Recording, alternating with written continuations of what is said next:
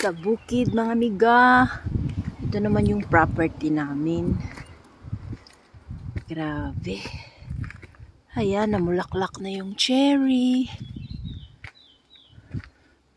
Kahit paano makakalibre kami. Kasi may tanim kaming cherry. Basta magsipag ka lang dito. Kasi may lupa naman yung anak pangasawa ko. Buhay ka talaga. Huwag ka lang mag-inarte. Hindi uso maarte dito. Ay, nakakapagod.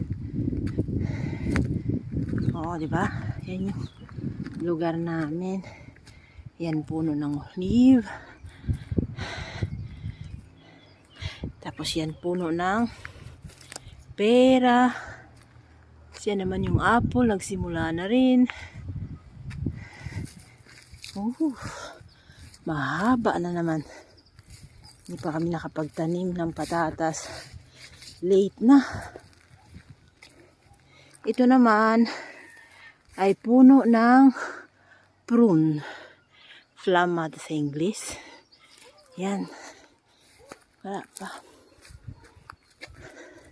Tsaka to. Oh. May mga bunga na kaya lang mahangin eh. Oh, may mga po.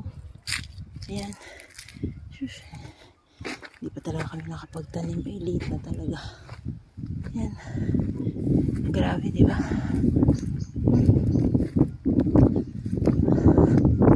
Ito yung lugar ko dito sa Italia. Na bundok talaga. As in, nasa bundok ako.